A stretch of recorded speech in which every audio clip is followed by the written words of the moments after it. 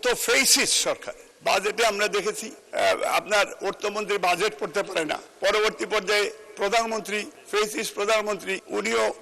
নিয়ে উনি 2 লাইন পড়ে উনিও বসে গেলেন। এই যে গত 15 বছরের বাংলাদেশের এই বাজেট ভারত মহাসাগরের অট্রফাসের খপ্পরে পড়েছিল মাননীয় স্পিকার, এবং আমাদের এই দেশে অর্থনৈতিকভাবে দেশকে দেউলিয়া করে তারা গিয়েছে। এই দেশে আমরা আমাদের দেশকে লুট করে নিয়েছে, বিলিয়ন বিলিয়ন ডলার মাননীয় স্পিকার এই দেশ থেকে পালিয়ে তারা নিয়ে গেছে। আজকে এই বাংলাদেশে আজকে হেলথের বিষয়টা, হেলথেও আমরা দেখেছি যে এই যে গত দিল্লির প্রেসক্রিপশনে বাংলাদেশের হেলথ মিনিস্ট্রিকে কন্ট্রোল করা হয়েছে, যাতে বাংলাদেশে স্বাস্থ্যের বিষয়ে যাতে কোনো ভালো চিকিৎসা না হয়, যাতে দিল্লিতে দৌড়াইতে হয় চিকিৎসার জন্য, এবং যাতে ইন্ডিয়ার বিভিন্ন দেশে বিভিন্ন এলাকায় যায় কিন্তু লাশ হয়ে আসে, একটা মানুষও সুস্থ হয়ে আসতে আমি আজ পর্যন্ত দেখিনি মানুষ স্পিকার। এই জন্য আমাদের এই বাজেটের দরকার আছে, এটা এনভায়রনমেন্টের ইস্যু আছে এখানে, যেটা আমাদের আমরা দেখেছি যে বেশ কয়েকটি মন্ত্রণালয় ইভেন গত সরকারের সময়ও এই বাজেটগুলি অ্যাকচুয়ালি ঠিক মতো ব্যবহার করা হয়নি, এবং অনেক টাকা এই সরকার তো মাত্র 3 থেকে 4 মাস, এই 3 থেকে 4 মাসে উই শুড স্যালুট বাংলাদেশের ন্যাশনালিস্টদেরকে, এই দেশের মানুষকে, আমাদের মাননীয় প্রধানমন্ত্রীকে। আমি গতকালকেও যদিও এটা আমার প্রধানমন্ত্রী আমরা যদিও জোর করে সফর সঙ্গী হয়েছি, কারণ উনি বলে দিনে পার্লামেন্টে যান, কিন্তু সেখানে যে আপনার কৃষি কার্ড, ফ্যামিলি কার্ড, শ্রমিক কার্ড, দিস ইজ প্রাউড যে এই দেশের মানুষ একটা কিছু পেয়েছে। গত 15 বছর সেই দিল্লি আলারা দেশ চালিয়েছে, এবং তাদের টাকা পয়সা সহ স্বামী স্ত্রীর সম্পর্কে এই উনাকেও নিয়ে গেছে সেইখানে। আজকে আমাদের বর্ডারে আমি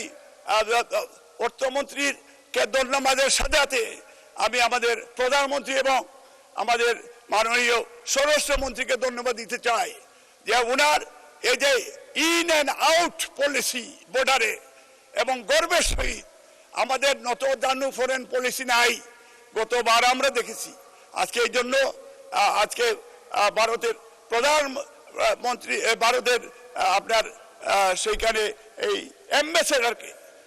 আমাদের ফরেন মিনিস্ট্রি ডেকে যে বক্তব্য দিয়েছে, আমি মনে করি যে ন্যাশনালিস্টদের এই ক্যাপাসিটি থাকা উচিত। এই জন্য ফিউচার এই দেশের মানুষের ডিফেন্স এবং এই দেশের মানুষের এই যে পুলিশকে আবার একটা ধন্যবাদ দেই যে দেশের প্রথম 3 মাসের মধ্যে 4 মাসের মধ্যে বাংলাদেশ থেকে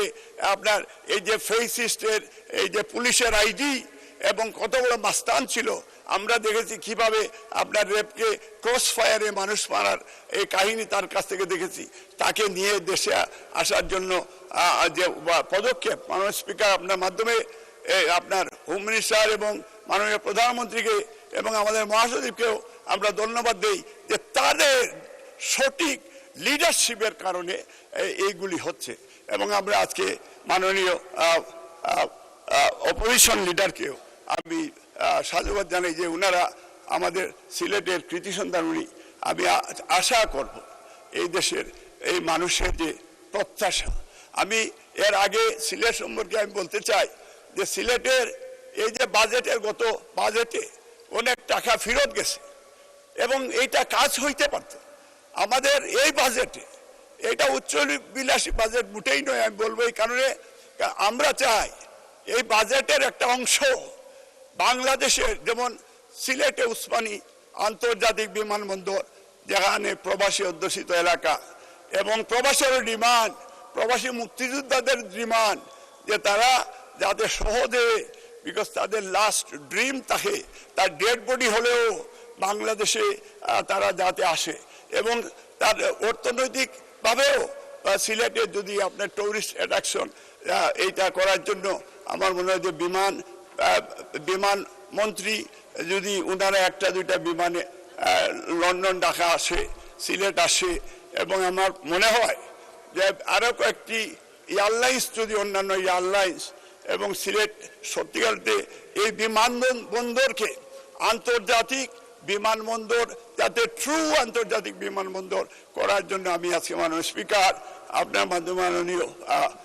প্রধানমন্ত্রীকেও এবং বিমানমন্ত্রীকে যে সিলেটের বিমানবন্দর যাতে এইটাকে একটু মডার্ন করে আন্তর্জাতিক করা হোক এবং দেশের বিভিন্ন জেলায় যাতে ফ্লাইট আসা যাওয়া করে, যাতে আমরা এখনের সাথে রিলেশনশিপ আমরা মোর বিল্ড করতে পারি। আমাদের ইয়াং জেনারেশন তারাও চায় যে